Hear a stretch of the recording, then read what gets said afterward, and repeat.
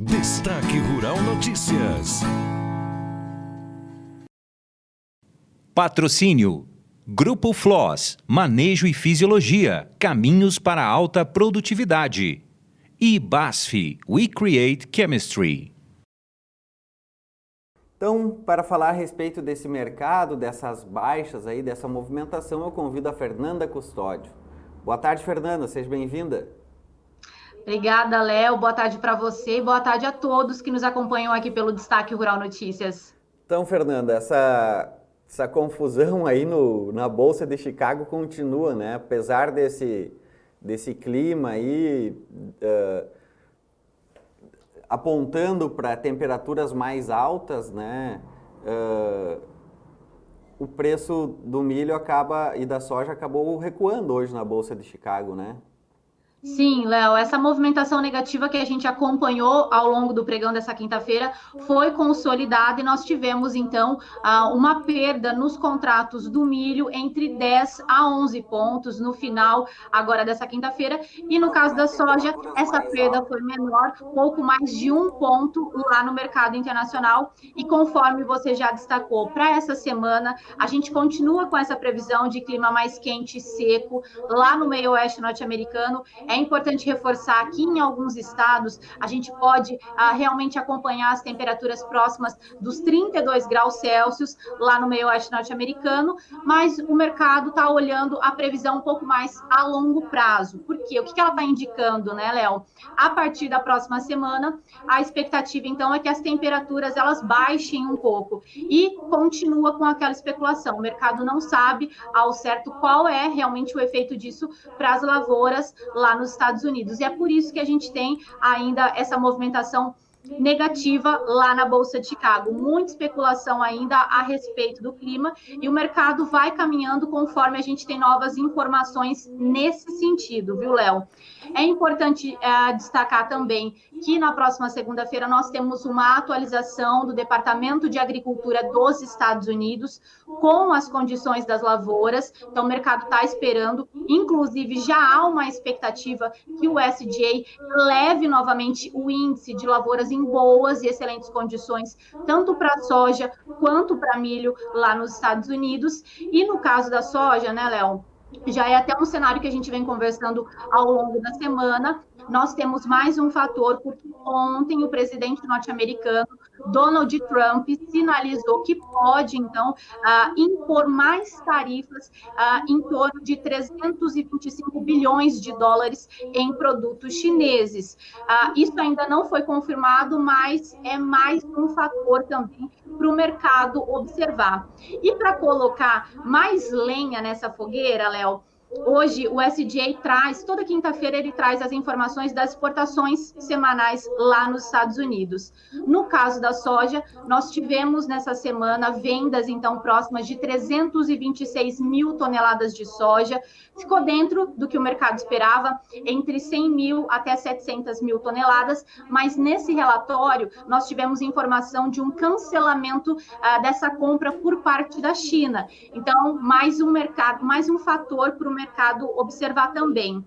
E, além disso, o que os analistas já estão dizendo, o mercado está esperando o próximo relatório de oferta e demanda também do USDA, que é aquele relatório mensal que a gente já comentou, e vai ser reportado no próximo dia 12 de agosto. Então, o mercado está esperando esse relatório com os novos números, principalmente da área plantada lá nos Estados Unidos, e é a partir daí que o mercado vai realmente se posicionar a partir dessas novas informações. No caso do milho, um detalhe muito importante que a gente vai ficar observando também. Agora, em agosto, momento de polinização das lavouras de milho lá no meio oeste. A gente sabe que é um momento muito importante para essa lavoura, precisa de chuva também, e a gente vai acompanhar também essas previsões e as confirmações das previsões, que é o mais importante para o mercado, né, Léo? Fer, mas a princípio, né, o produtor que já pensa em travar os preços, né, até agosto pelo menos sair esse relatório de demanda e também se confirmando aí as expectativas referente à safra americana, esses preços vão ficar variando, um ponto para mais, um ponto para menos, dificilmente vai vir informação que reflitam numa baixa ou numa alta maior que isso que vem acontecendo nos últimos dias, né? E esse preço acima da soja, acima de $9 por bushel, e também do milho acima de $4, é um preço bom, né? Então o produtor acredito eu que pode fazer alguma venda futura aí já prevendo a fixação do custo da lavoura, né? Da próxima lavoura de soja. Léo, o que a gente tem, então, são muitas informações. Não há direcionamento para os preços lá na Bolsa de Chicago, que, conforme a gente já destacou, tem oscilado conforme a gente tem uma novidade, principalmente no campo climático. Isso quer dizer o quê? Volatilidade. Então, para o produtor brasileiro, é muito importante, claro, acompanhar essas informações. Só que mais do que isso, né, Léo? Além da formação do preço lá no mercado internacional, importante destacar que com essas recentes quedas também, os preços da soja, os primeiros contratos perderam esse patamar de $9 por bushel.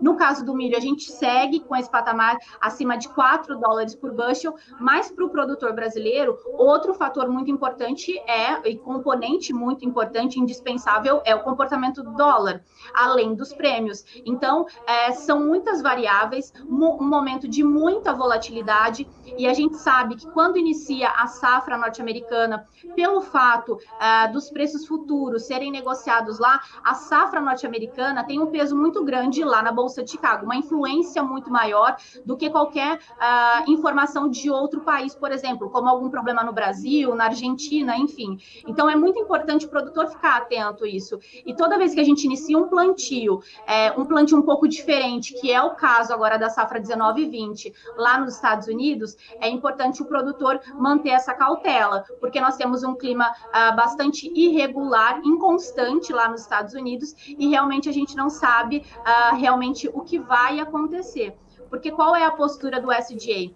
Todo mundo diz sobre o conservadorismo do departamento norte-americano quando a gente fala de projeção para a safra lá nos Estados Unidos. Então, assim, vamos com cautela, vamos esperar também essa confirmação e o relatório do dia 12, porque a partir daí a expectativa é que haja um direcionamento para o mercado, Léo. Mas claro que a gente vai acompanhar também essas informações. Tá certo, Fernanda. Outra informação que eu tenho aqui que você nos traz é a respeito de novos levantamentos de focos da peste suína no continente asiático, né? Sim, Léo, segundo dados da FAO, então, subiu esse número de focos da peste suína africana lá no continente asiático de 228 para 234 focos. O número de animais abatidos não subiu muito, a gente continua próximo daquele 4,1 milhões de animais abatidos lá em todo o continente asiático, mas importante reforçar também, a China é que até esse momento tem a situação mais crítica. São 149 focos da doença lá na China, em 32 províncias. É uma preocupação muito grande. No início da semana foram divulgados dados.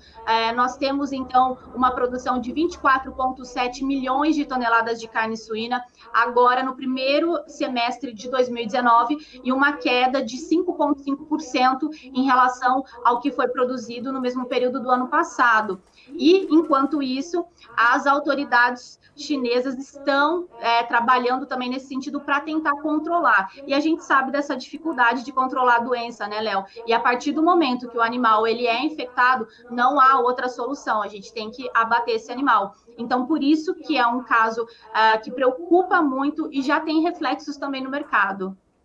Pois é, eu acho que esse percentual está muito baixo devido ao tamanho da doença. São números reportados pelo Ministério da Agricultura local, mas eu tenho minhas dúvidas que eles estejam escondendo um pouco do jogo, até para não pressionar a cotação, principalmente da proteína animal no mercado, e eles terem que comprar uma proteína mais cara, né?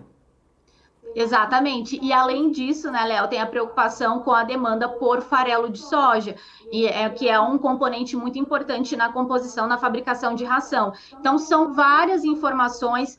No início dessa semana também, a China reportou que está indo até as províncias para realmente conversar com essas autoridades locais e ver realmente a capacidade delas em realmente identificar a doença e evitar que ela se propague. Então, assim, são várias informações sendo reportadas também no mercado, mas isso também acaba refletindo em tudo, né, Léo? Por exemplo, lá nos Estados Unidos, as pessoas também estão preocupadas com a demanda, que além dessa questão da guerra comercial, tem essa questão também da propagação da peste suína africana lá em todo o continente asiático. Tá certo então, Fernanda. Obrigado pela tua participação. Uma boa noite e até amanhã. Tá certo, Léo. Obrigada. Até amanhã. Destaque Rural Notícias. Patrocínio: Grupo Floss, Manejo e Fisiologia, Caminhos para a Alta Produtividade. E BASF, We Create Chemistry.